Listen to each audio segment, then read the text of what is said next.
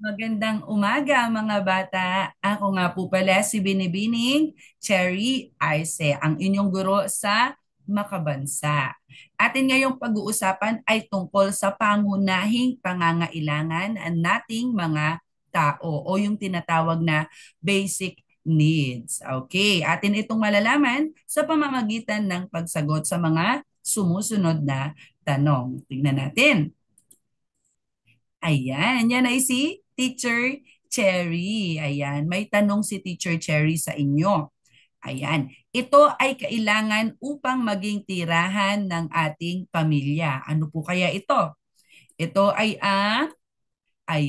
ito ay ang bahay o tirahan nating mga tao. Ang bahay ay isa sa mga pangunahing pangangailangan nating mga tao. Next one. Ayan si teacher, may tanong ulit siya. Ito ay nagbibigay lakas o enerhiya ng ating katawan. Ano kaya ito? Kasama ito sa mga pangunahing pangangailangan. At ito ay ang pagkain. Magaling. Ayan. Next one. Ayan si teacher. Ito ang proteksyon ng ating katawan laban sa lamig o init ng panahon. Ano kaya ito?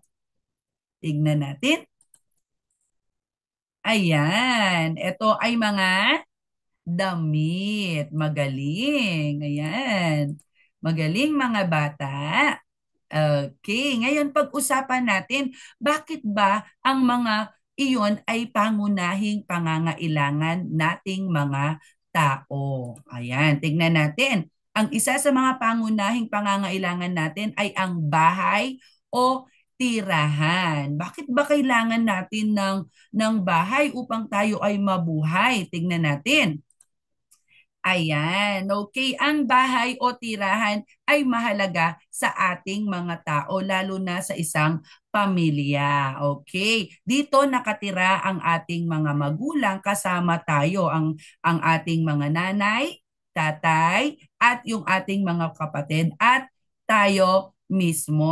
Okay. Bakit ba kailangan ng bahay? Dahil ang bahay ang nagsisilbing proteksyon natin sa lahat ng sakuna katulad ng ulan at maaraw na panahon. At syempre sa mga bagay na kailangan nating proteksyonan ang ating pamilya, kailangan ay nasa loob lamang sila ng bahay. Katulad ngayon ay maulan kaya mas nakabubuti na nasa loob lamang tayo ng bahay para maproteksyonan tayo nila nanay at tatay para hindi tayo magkasakit at hindi tayo mapahamak kung tayo ay lalabas ng bahay. Okay, kaya ang bahay o tirahan ay isa sa pangunahing pangangailangan nating mga tao. Okay, next one. Okay, syempre, pangunahing pangangailangan ay pagkain. Ayan, katulad nga ng sinabi natin kanina, ito ay nagbibigay ng enerhiya sa atin upang magawa natin ang mga dapat nating gawin sa araw-araw. Okay, mahalaga na kumakain tayo dahil ito ang nagbibigay ng lakas para magawa natin yung ating mga gawain katulad ng mga assignment natin, katulad ng paglalakad. Kung hindi tayo kumain ay wala tayong energy para magawa ang mga ito. Okay, tingnan natin. Meron tayong mga pagkain na iba't ibang mga pagkain. Kaya lang, maaari ba natin kainin lahat ng mga ito? Okay, meron tayong dalawang uri ng pagkain. Ayan, okay. Merong mga mansanas dyan, merong avocado, merong saging, at merong burger, chocolate chips, and fries. Alin kaya dyan ang kakainin natin? Okay, lahat sila ay mukhang masarap. Kaya lang, ano ba ang mga dapat nating kainin? Okay, tingnan natin. Ayan, merong mga pagkain na masustansya para sa atin at meron namang mga hindi masustansya o hindi nakabubuti sa ating mga kalusugan. Okay? Nakikita natin na masarap silang nakikita at kapag tinikman natin ay napakasarap naman talaga. Kaya lang ito ba ay nakakabuti sa ating katawan? Okay, tingnan natin. Ano-ano ba yung mga pagkain na dapat nating kainin? Ano po ba yung mga pagkain na masustansya? Ito ay ang mga prutas, katulad ng pakwan at mansanas at iba pa. Kailangan ay kinakain natin ang mga yan para maging healthy po tayo at magkaroon ng energy sa araw-araw. Okay, next one. Siyempre, vegetables o yung mga gulay. Ang gulay ay nakakabuti sa ating katawan. May mga gulay na pampalinaw ng mata, pampakinis ng balat. Okay, next one.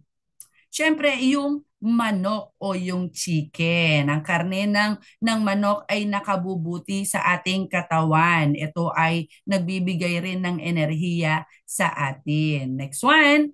Cereal. Ayan, yung mga cereal, kinakain natin. Sila ay mga masustansyang pagkain or ito ay isang masustansyang pagkain. Next one. Ayan, isda.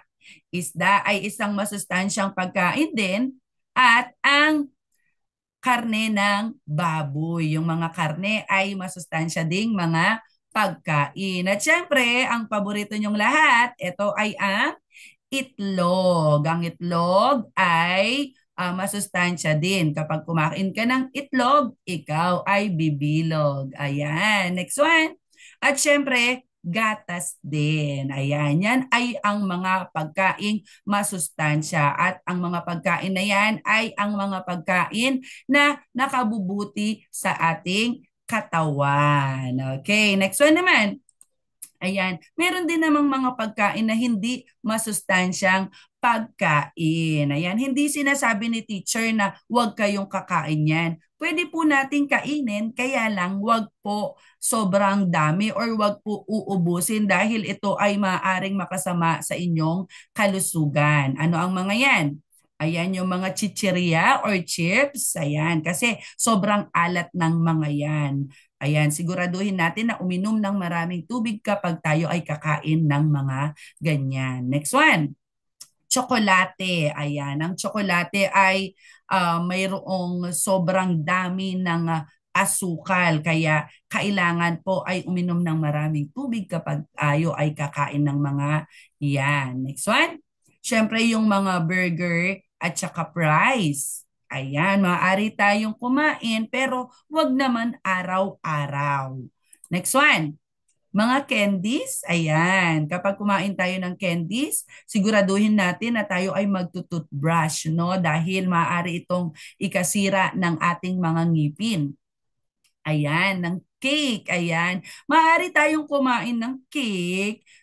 Syempre kapag may mga special na okasyon, wag lamang po araw-araw. Next one. Ayan, donut. Ayan, next one, ice cream. And meron din tayong noodles. Ayan, okay. Yang mga yan ay mga pagkaing hindi masustansya. Masarap po sila, masarap silang kainin, pero hindi ito nakabubuti sa ating katawan kung atin itong kakainin araw-araw. Okay, mas mabuti na kainin natin yung mga masustansyang pagkain dahil ito ay nakabubuti sa ating katawan at nagbibigay ng enerhiya upang ating magawa ang ating mga gampanin sa araw-araw. Okay. Ayan ay ang mga pagkain. Ang pagkain ay isa sa mga pangunahing pangangailangan nating mga tao. Next one. Ayan, isa sa mga pangunahing pangangailangan natin ay ang tubig. Ayan, dahil ang tubig ay ating iniinom. Ayan, iniinom lang ba? Doon lang ba kailangan ng tubig? Hindi po. Ayan, pangunahin siyang pangangailangan dahil ginagamit din natin siya sa araw-araw, hindi lang bilang inumin. Ayan, tingnan natin. Ginagamit natin ang tubig para tayo ay uminom kapag tayo ay nauuhaw. Ginagamit din natin ang tubig kapag nagluluto ang ating ina. Ayan. Next one. Ginagamit ang tubig para linisin ang mga pinaggamitang plato at ginagamit ang tubig para hugasan ng ating kamay kapag tayo ay nadumihan or pagkatapos nating kumain. And then, Ayan. Ang huli ay ang pagligo. Siyempre, kailangan din ng tubig kapag tayo ay maliligo. Importante din na malinis tayo sa katawan. Kahit na kumain tayo ng masustansyang pagkain, kung madumi naman tayo sa ating katawan, ay kakapitan pa rin tayo ng sakit. Kaya kailangan nating maligo araw-araw. Kaya po, ang tubig ay isa sa mga pangunahing pangangailangan nating mga tao. Okay, next one. Ayan, syempre ito ay ang kasuotan. Ayan, bakit ba kailangan ng kasuotan? Ayan, hindi naman sinasabi ni teacher na bumili kayo or dapat bago lagi ang ating suot. Hindi po yun ang ibig sabihin ni teacher. Bakit kailangan natin ng damit? Ayan, tignan natin. Ang damit ay pangunahing pangangailangan din nating mga tao dahil may iba't ibang klase tayo ng panahon at sa iba't ibang klase ng panahon, merong maaraw, merong maulan, meron pong mga damit na akma sa bawat panahon. Ayan, katulad ng sando, sinusuot natin kapag mainit ang panahon. Ang mga jacket naman ay sinusuot kapag malamig ang panahon or kapag tag-ulan. At syempre yung mga uniforme natin na sinusuot kapag tayo ay papasok ng eskwelahan. Ayan. Kailangan natin ng mga damit para proteksyon kapag maulan at maaraw. Ayan, para hindi tayo magkakasakit. Kaya ang damit or mga damit ay isa sa mga pangunahing pangangailangan nating mga tao. Okay, next one. Last one. Ayan. Isa sa mga pangunahing pangangailangan ay ang hangin. Ayan, syempre kailangan natin ng hangin. Okay, bakit kailangan natin ng hangin? Ayan, kailangan po natin ng hangin dahil ito ay ang ating ine-inhale at ine-exhale. Ayan, kailangan natin ng hangin dahil siya yung nag-filter, siya yung naglilinis ng ating hinihingahan. Kaya kailangan natin ng malinis na hangin. Okay, yun ay ang ating mga pangunahing pangangailangan. Okay, ano-ano ang mga ito? Ayan, tingnan natin. Ito ay ang bahay, pagkain, damit, tubig at hangin. Okay, yun ay ang mga pangunahing pangangailangan nating mga tao upang tayo ay mabuhay. Ayan, hindi yung cellphone, hindi yung gadget, no? Dahil mabubuhay tayo kahit na walang cellphone at kahit na walang gadget. Ang mga importanteng bagay na kailangan natin ay ang bahay, pagkain, tubig, damit, at hangin. Okay, ayan. At dyan na nagtatapos ang ating aralin ngayong araw. Okay, magandang umaga. Paalam. Maraming salamat sa inyong panunood at pakikinig kay Teacher Cherry. Paalam.